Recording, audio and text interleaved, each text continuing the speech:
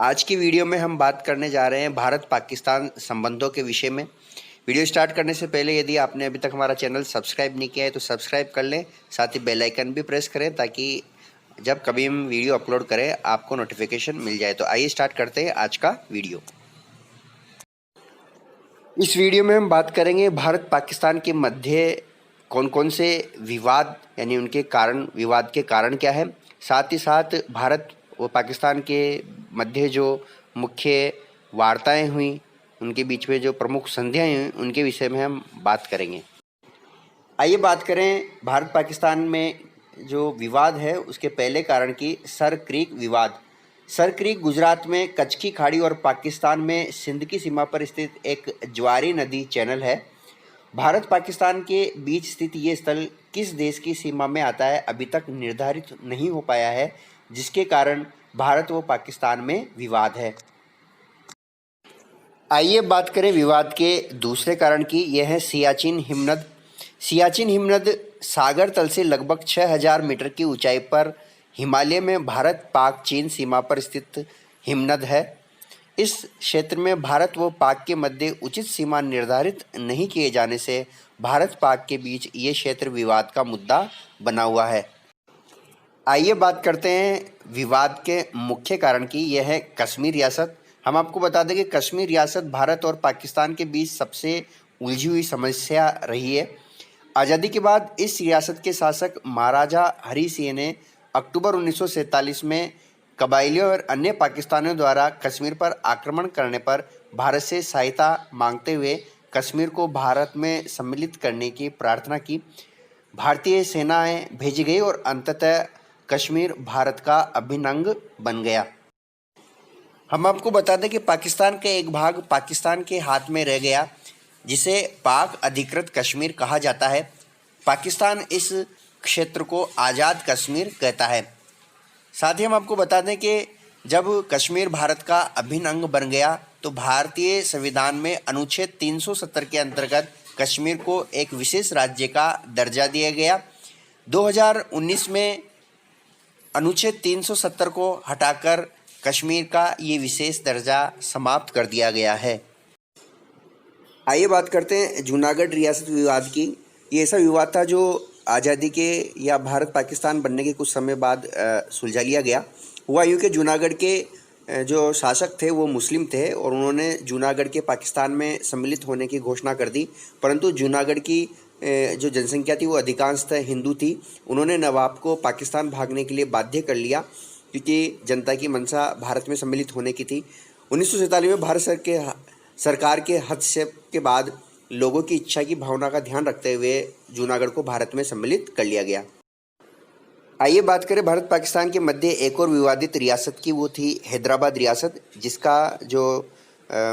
विवाद को समय रहते सुलझा लिया गया। हुआ यूँ कि हैदराबाद के जो रियासत के जो निज़ाम थे वो स्वतंत्र राज्य स्थापित करना चाहते थे, परंतु जब उनका ये सपना साकार नहीं हुआ तो उनका झुकाव पाकिस्तान की ओर बढ़ा। तो पाकिस्तान के सहयोग और निजाम के कारण हैदराबाद में लूटमार और मारकाट जैसी भयावह स्थिति उत्पन्न हो गई। परिणाम स्वरूप भारत सरकार को इस स्थिति में हस्तक्षेप करना पड़ा और ऑपरेशन पोलो चलाकर सन 1948 में हैदराबाद पर पुलिस कार्रवाई करते हुए हैदराबाद को भारत में सम्मिलित कर लिया गया। तो ये ऑपरेशन पोलो बहुत ही महत्वपूर्ण है। कॉम्पिटिटिव एग्जाम में कई बार पूछा गया है और पूछा जाता है कि हैदराबाद रियासत को भारत में सम्मिलित करने के लिए कौन सा ऑपरेशन चलाया गया था, तो वो था ऑपरेशन पोलो। आइए बात करते हैं भारत व पाकिस्तान के मध्य हुई प्रमुख संधियों व वार्ताओं की। आइए बात करते हैं सिंधु जल संधि की, जिसे इंडस वाटर ट्रीटी भी कहा जाता है। भारत पाक विभाजन के समय पंजाब की राजनीतिक विभाजन के कारण यहाँ की 5 नदियों रावी, झेलम, चेनाब, सतलज और व्यास के पानी के बंटवारे को लेकर भारत व पाकिस्तान में विवाद उठ खड़ा हुआ। अंततः 1960 में भारत व पाकिस्तान के बीच इन नदियों के जल को लेकर एक समझौता हुआ, जिसे सिंधु जल संधि कहा जाता है। आइए बात करते हैं ताशकंद घोषणा की। हम आपको यह बता दें, ताशकंद घोषणा एक शांति समझौता था जो भारत व पाकिस्तान के मध्य 10 जनवरी 1966 को हुआ। ये समझौता भारत के प्रधानमंत्री लाल बहादुर शास्त्री जी व पाकिस्तान के राष्ट्रपति मोहम्मद अयूब खान के मध्य हुआ। यहाँ पे हम आपको बता दें कि जो ताशकंद घोषणा या ताशकंद समझौता था, उसमें सोवियत संघ के प्रमुख अलेक्सेई कोजिगिन ने महती भूमिका निभाई। इन्हीं के प्रयासों से ताशकंद समझौता संभव हो पाया था। आइए जानते हैं ताशकंद समझौते के पीछे कारण क्या थे। हुआ यूं कि सन 1965 में पाकिस्तान ने गुजरात स्थित कच्छ के रण में ऑपरेशन जिब्राल्टर चलाया, जिसकी प्रतिक्रिया स्वरूप भारत ने भी कार्रवाई की और इस तरह से भारत और पाकिस्तान के मध्य 1965 में युद्ध प्रारंभ हो गया। पाकिस्तानी सेना ने अंतर्राष्ट्रीय सीमा रेखा को पार कर भारतीय भूभाग पर आक्रमण कर दिया। भारत ने सफल जवाबी कार्रवाई की और अंततः सितंबर 1965 में दोनों देशों के बीच ताशकंद समझौते के साथ युद्ध बंद हो गया।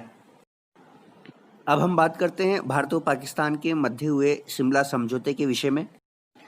1971 में भारत व पाकिस्तान के मध्य पुनः युद्ध प्रारंभ हुआ, जिसके परिणाम स्वरूप बांग्लादेश का निर्माण हुआ।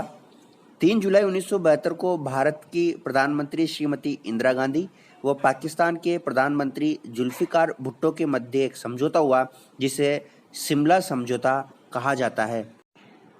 शिमला समझौते द्वारा दोनों देश अपने सभी विवादों को द्विपक्षीय बातचीत के द्वारा बिना किसी बाहरी शक्ति के हस्तक्षेप अथवा संयुक्त राष्ट्र संघ की मध्यस्थता से आपस में सुलझाने के लिए सहमत हुए।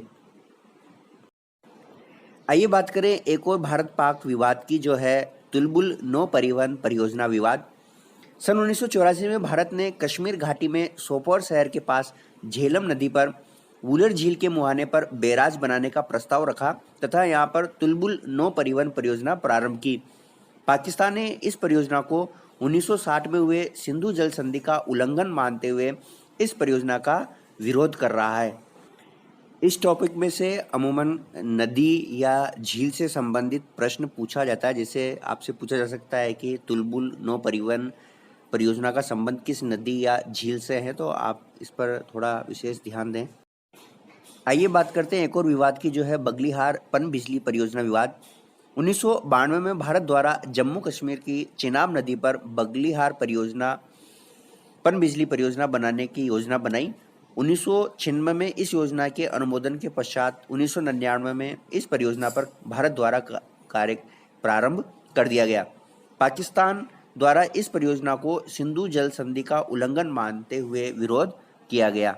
तो हम आपको यहाँ बता दें कि यहाँ पे आपको जो है वही स्टेट यानी राज्य और नदी पर विशेष तौर से ध्यान देना है, क्योंकि लघुतरात्मक या वस्तुनिष्ठ प्रश्नों में पूछा जाता है या कॉम्पिटिटिव एग्जाम में नदी से संबंधित प्रश्न पूछे जाते हैं। आइए बात करें लाहौर घोषणा की। फरवरी 1999 में भारत के प्रधानमंत्री श्री अटल बिहारी वाजपेयी जी द्वारा दिल्ली लाहौर बस, जिसका आधिकारिक नाम सदाए सरहद है, लाहौर की यात्रा की गई और लाहौर में दोनों देशों के मध्य यानी भारत और पाकिस्तान के मध्य लाहौर घोषणा पत्र पर हस्ताक्षर किए गए। आइए बात करें लाहौर घोषणा के प्रमुख बिंदुओं की। सभी प्रकार के आतंकवाद की निंदा करना, कश्मीर समस्या के समाधान के लिए शिमला समझौते के तहत नियमित द्विपक्षीय वार्ता करना, एक दूसरे के आंतरिक मामलों में हस्तक्षेप की नीति का पालन करना, ये लाहौर घोषणा पत्र के प्रमुख बिंदु थे। आइए बात करते हैं भारत और पाक के मध्य कुछ प्रमुख घटनाओं की। आइए बात करें कारगिल युद्ध की। मई 1999 में जम्मू कश्मीर के कारगिल क्षेत्र में पाकिस्तान ने घुसपैठिए भेजकर नियंत्रण रेखा का उल्लंघन किया। जवाबी कार्रवाई करते हुए भारतीय सेना द्वारा ऑपरेशन विजय चलाकर कारगिल युद्ध में ऐतिहासिक विजय प्राप्त की गई। तो यहाँ पर जो ऑपरेशन विजय है ये महत्वपूर्ण है कि ऑपरेशन विजय किसके लिए चलाया गया, इससे संबंधित प्रश्न पूछे जा सकते हैं। आइए बात करते हैं आगरा शिखर वार्ता की। जुलाई 2001 में भारत के प्रधानमंत्री श्री अटल बिहारी वाजपेयी जी के निमंत्रण पर पाकिस्तान के राष्ट्रपति परवेज मुशर्रफ भारत पाक शिखर वार्ता के लिए आगरा पहुंचे। संयुक्त घोषणा पत्र में कश्मीर को मुख्य मुद्दे के रूप में शामिल करने के सवाल पर दोनों पक्षों में गतिरोध बना रहा, जिसके चलते आगरा संधि पर हस्ताक्षर नहीं हो पाए और आगरा शिखर वार्ता विफल हो गई। 13 दिसंबर 2001 को पाकिस्तान समर्थित लश्कर तैयबा एवं जैश ए मोहम्मद द्वारा भारतीय संसद पर आतंकी हमला किया गया, जिससे दोनों देशों के बीच तनाव बढ़ गया। सन 2005 में शांतिपूर्ण एवं मैत्रीपूर्ण संबंधों को बढ़ावा देने के लिए भारत पाक द्वारा श्रीनगर मुजफ्फराबाद के मध्य कारवाए अमन यात्री बस सेवा प्रारंभ की गई। यहाँ पे हम आपको बता दें कि मुजफ्फराबाद पाक अधिकृत कश्मीर की राजधानी है। भारत पाक के मध्य तनाव कम करने के उद्देश्य से दिल्ली अटारी भारत से बागा लाहौर पाकिस्तान के बीच समझौता एक्सप्रेस नामक रेलगाड़ी प्रारंभ की गई। साथ ही सन 2006 में कराची खोखरा पार पाकिस्तान से मुनाबाव बाड़मेर राजस्थान के बीच थार एक्सप्रेस नामक रेलगाड़ी प्रारंभ की गई थी। 2 जनवरी 2016 को पंजाब में पठानकोट वायु सैनिक अड्डे पर आतंकी हमला। 18 सितंबर 2016 को उड़ी जम्मू कश्मीर में सैनिक कैंप पर आतंकी हमला और 14 फरवरी 2019 को पुलवामा जम्मू कश्मीर में सीआरपीएफ के काफिले पर आतंकी हमला करने के कारण भारत पाक के मध्य संबंधों में कड़वाहट आ गई।